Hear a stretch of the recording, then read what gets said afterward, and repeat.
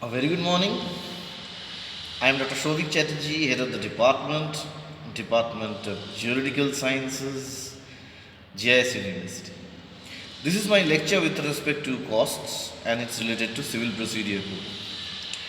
I have just mentioned that there are a number of aftermath in respect of civil cases, and when the party actually wants to use any of those provisions in their favor, sometimes the question related to costs also come into picture. It's like the fact that in civil cases, if revision is to be filed, is the High Court who can deal with the revision. And if appeal has to be filed, it can also be the High Court. Now the question is, when the litigant is thinking that, in respect of already a judgment being pronounced, in respect of a particular case, he wants to file an appeal or he wants to file the revision, maybe the court fees leading to them, that will stand in the way in terms of taking a decision. Because there is another restriction that in case of revision, what can be only tried over there is the question relating to propriety, lack of regularity, or transparency in respect of the judgment that has been passed. Any other area relating to that entire fact situation may not be tried by the revisional jurisdiction. So, if the party wants, the party can file an appeal.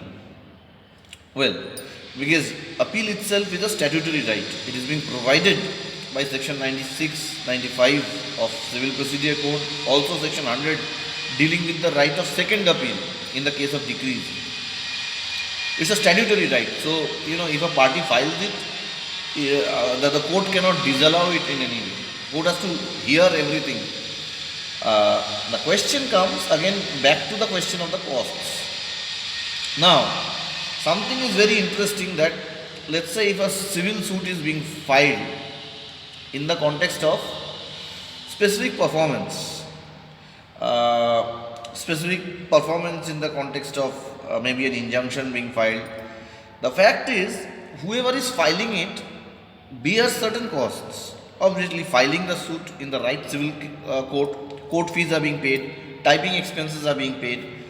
In those perspective, whatever money he has paid, he would not have been required to file anything had the other party fulfilled his part of the contract. So maybe if it is leading to specific performance of contract, or if it is leading to an application for permanent injunction, in any of these respective cases, if the litigant successfully pleads and can prove before the court of law that yes, his right was there and there was some duty on the part of the other party which the other party did not fulfill, then the court will give a judgment in his favor and ask the other party to specifically perform that contract in addition to the costs that the court is going to declare, which the other party has to pay this litigant, so that the litigant can recover whatever money he has already filed before the court.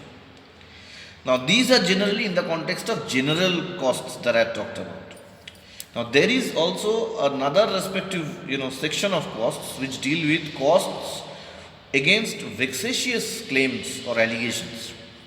Meaning that whenever the party wins it, and if the party can prove that whatever allegations has been made against that particular party was absolutely frivolous, absolutely fraudulent, and absolutely useless, he can recover those costs from the court as the costs against frivolous actions. Now it's question time. The question to all of you is that if a party wants to actually get costs relating to frivolous actions or relating to those particular rumors being spread in the court which are false and vexatious, what does the party has to establish before the court so that he can get the costs?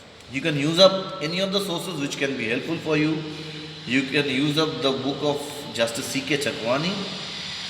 You can use up the book of Justice Mullah.